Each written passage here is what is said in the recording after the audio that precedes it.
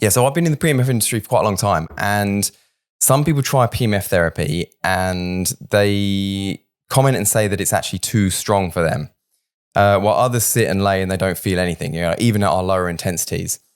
We often hear the term EMF sensitive and it bounces around. Do you know kind of what that actually means?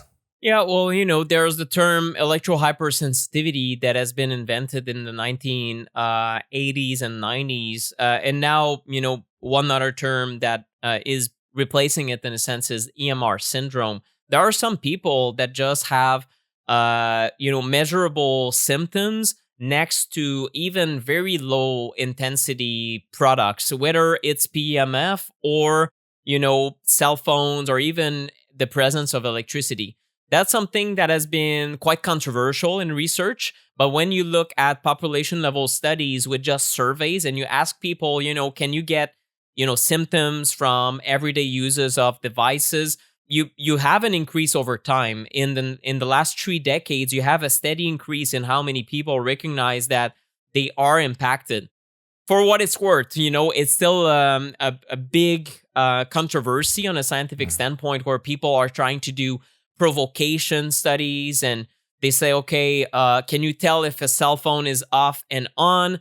But, I think many of these researchers are looking in the wrong direction because that's not necessarily a switch. A sort of sensitivity is just a sort of a reaction that people have to these devices. So the reality is that it just looks like certain people have reactions that are almost like a sort of allergic reaction to electricity. And that's something that can be literally observed by some doctors where you have people who have a rash after exposure to certain devices. That's seen, that's a histamine reaction. And then you have some researchers who are studying, mast cell activation syndrome that say maybe it has something to do with, the body's reactivity to EMFs. We don't know exactly. The truth is that there is an inherent de facto difference between certain people's sensitivity, degree of sensitivity, and that has been seen in the medical research since the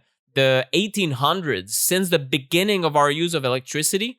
Some doctors have just observed that certain people seem to react one way, and then we have other people that react another way. But I'm not that surprised. This is also something we see with how people are able to process or not process caffeine, certain pharmaceuticals. We have detoxification pathways that are quite that can vary wildly between certain individuals. So I'm not surprised that there are biological differences between certain people's sensitivities, but there's also another aspect to this. It just looks like for certain people, if they are exposed to environmental toxins and stressors, they can become in this sort of hypersensitive state, which is very difficult to recover from. And this is something that is even more research for the chemicals, multiple chemical sensitivity. It's a little bit less controversial of an idea, but the two go in hand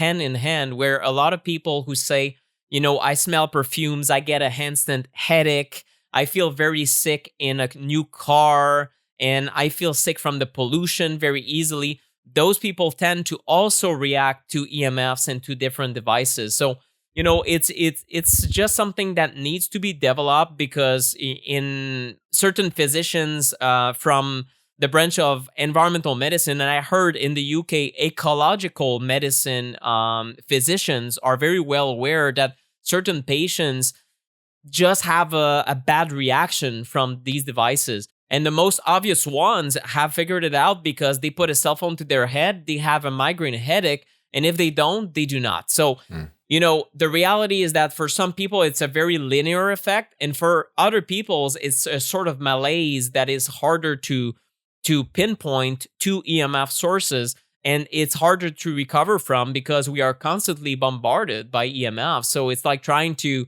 it's akin to someone with a gluten sensitivity that lives way too close to that bakery, and you have flour in the air as you walk around the city, and there's no way you can avoid it. It's like that essentially for these people. And from your experience in this industry, like, if somebody's electrosensitive, is there a cure for that? Is there a way that they can reverse those effects? Or is it more about learning how to kind of, pull yourself away from those EMFs?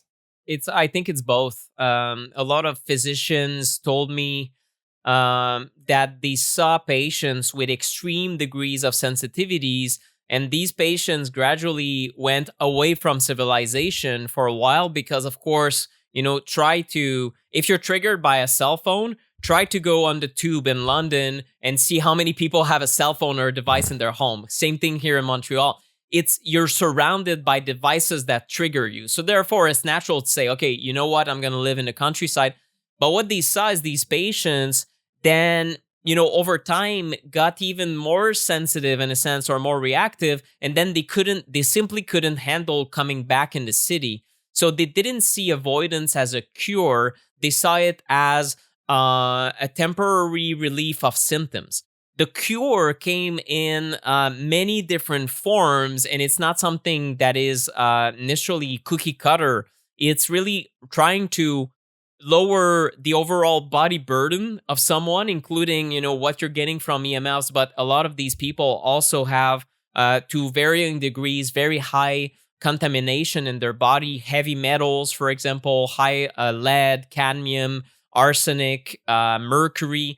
And these environmental medicine physicians, some of them are able to help patients recover where their body calms down and is not as reactive anymore by detoxing them and trying to calm their nervous system.